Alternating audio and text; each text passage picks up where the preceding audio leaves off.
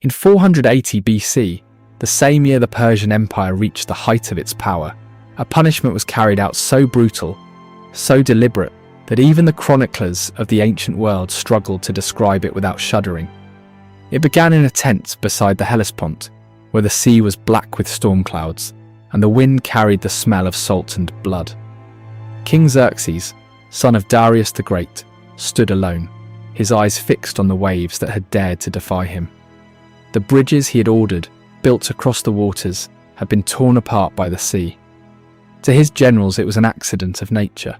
To Xerxes it was an act of rebellion. That night he did not curse the engineers who had failed him. He cursed the sea. He ordered it whipped with chains, 300 lashes upon the water, and commanded his soldiers to brand it with hot iron as punishment for disobedience.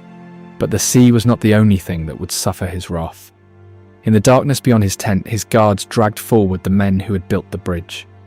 They were tied to stakes, flayed alive, their skin torn away as the waves crashed behind them. The punishment was a warning, but it was also a confession that the king who ruled from India to Egypt had become a prisoner of his own rage. This was the beginning of a spiral that would end years later in the palace of Persepolis, in a chamber filled with gold and terror, where Xerxes would order the most horrifying act ever recorded in Persian history. When Xerxes inherited the throne of Persia, he inherited more than an empire. He inherited an expectation to be greater than his father, to finish what Darius had begun, to conquer the Greek world that had humiliated them. The Persian court had never seen a ruler so consumed by legacy. Every order, every campaign, every monument was an attempt to carve eternity into stone. But when the invasion of Greece collapsed at Salamis, and his vast army was shattered, Xerxes' divine image cracked. The man who had whipped the sea could not command the winds. His soldiers drowned, his fleet burned. His dream of Europe turned to ashes. He returned to Persia in silence, his head bowed, but his heart burning. The journey home was not triumph, but retreat. Those who met him on the road did not see a god returning from conquest, but a man haunted by shame. And shame in the Persian court was a poison. It did not kill quickly, but it destroyed everything it touched. Back in Persepolis, the king withdrew from his generals, his ministers, even his family. He surrounded himself with gold, wine, and dancers, drowning his humiliation in ritual and pleasure. Yet beneath the feasts and ceremonies, paranoia festered. He saw betrayal everywhere, in advisors who hesitated, in brothers who spoke too softly, in servants who averted their eyes. The empire that once bowed to him now whispered behind his back, and then came the betrayal that broke what little reason he had left. It began with his brother Amestris, a man known for loyalty and wisdom. Xerxes had trusted him as few others, but one night during a royal banquet, the king noticed something he could not forget: the beauty of Amestris' wife. Her grace, her poise, her silence. It was said that Xerxes' gaze lingered too long, that his thoughts crossed the line between admiration and desire. In the days that followed, he could not erase her from his mind. But in the Persian court, the wife of a royal brother was untouchable. To covet her was to commit blasphemy against blood itself. So Xerxes did something even more dangerous. He turned his attention to her daughter, a girl named Artainte, young, beautiful, and naive enough to believe that a king's affection was an honor. He seduced her in secret, promising love, promising power, and giving her a gift that would seal her fate: a robe woven by his own queen, Amestris, a garment sacred to royal blood. When Amestris saw her hand-woven robe adorning another woman, she understood immediately. She said nothing. Not that day, not the next. She waited. And when the king's birthday arrived, when all of Persia's nobility gathered to celebrate, she made her move. A custom, on the royal birthday, any request made to the king could not be refused. It was the one day when even Xerxes' word could be bound by oath. In front of the entire court, Amestris stepped forward and made her request. Her voice was calm, her eyes unblinking.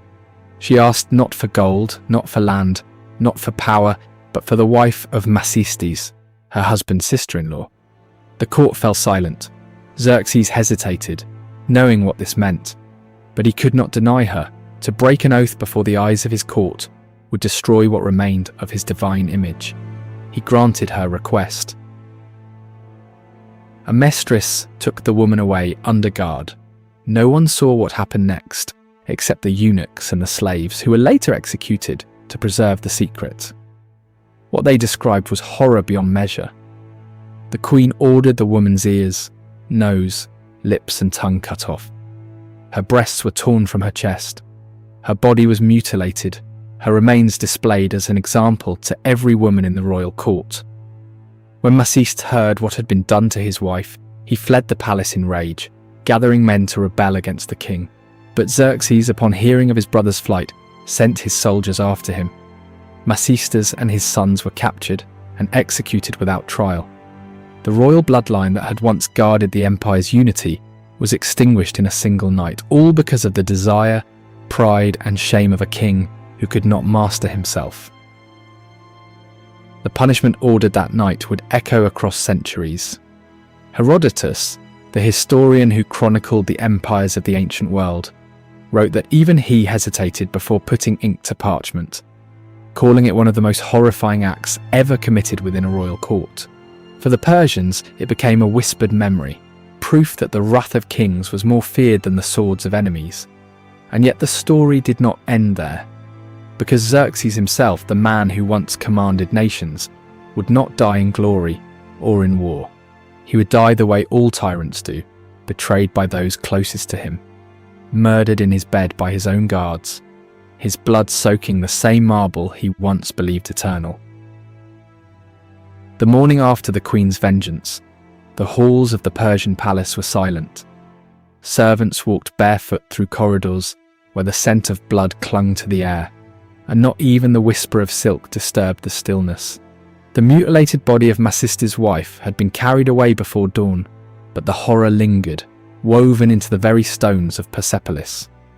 Those who had witnessed it spoke no words, for words could not capture what they had seen.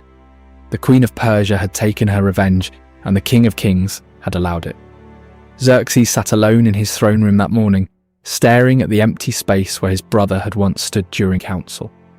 The golden lions beneath his feet glimmered faintly in the light of torches, their reflections broken by his trembling hands. He was the ruler of the largest empire the world had ever seen, from the mountains of Bactria to the plains of Anatolia. Yet in that moment, he looked less like a god and more like a man being eaten alive from within. He had watched his empire rise to power, conquer kingdoms and crush rebellions. He had believed that fear would preserve order, but now he understood that fear had turned inward, poisoning the blood of his own court. He had seen the terror in the faces of his ministers, the hollow stares of his guards, the way even his son spoke to him with rehearsed devotion. He had built an empire of silence, and now he lived in it. The news of Amestris' death spread like smoke through the provinces. In Bactria, soldiers murmured that the gods had turned from their king. In Babylon, priests whispered that Xerxes' victories had been purchased with blasphemy. And in the western provinces, where the wounds of Greece still festered, the people began to look upon the Persian king not as divine, but as cursed. Xerxes' paranoia deepened. He dismissed old advisors and replaced them with flatterers who told him what he wished to hear. He built new palaces, new statues, new tombs, monuments to remind the world of his divinity. But each new stone seemed to carry the weight of his sins. The more he built, the emptier he became. The historians say that after the queen's revenge, Xerxes began to spend his nights wandering the palace alone. He would walk through the halls of Persepolis in silence, past frescoes of his own victories, past the columns carved with soldiers and gods. The torchlight flickered against the golden reliefs, and sometimes when the shadows moved, it seemed as if the figures were watching him, their faces twisted with accusation. He could not sleep.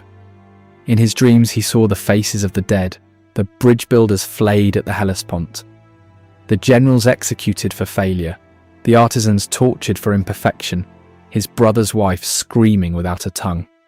And behind them all stood the ghost of Darius, his father, the king who had once built the empire with patience and order. Xerxes saw him clearly in his nightmares, not in anger, but in disappointment. Even his queen, Amestris, the woman who had unleashed such cruelty, became a stranger to him.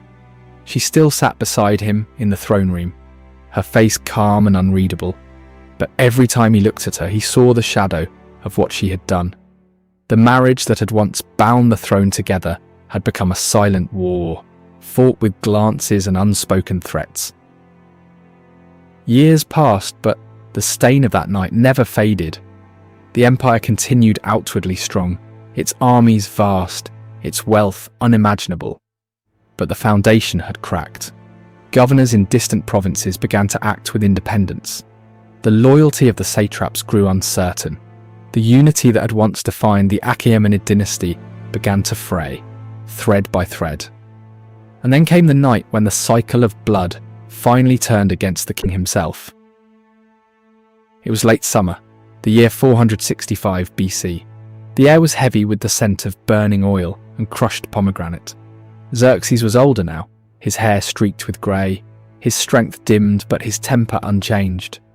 He had become a man who trusted no one.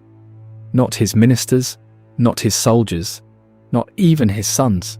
His sleep was guarded by the immortals, the elite corps sworn to die for him. But even they had begun to whisper in secret.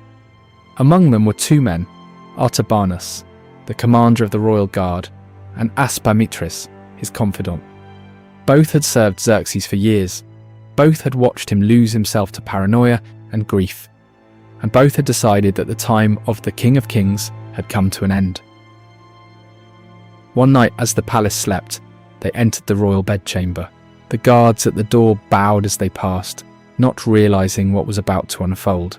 The torches burned low, the air heavy with the perfume of cedarwood. Xerxes was asleep on his golden bed, his chest rising and falling slowly beneath embroidered linen. The men hesitated only for a moment before striking. When it was over, there was no shouting, no struggle, only silence. The King of Kings was dead, murdered in his sleep by those who had once sworn to protect him. His blood soaked into the silk sheets, dark and gleaming under the moonlight.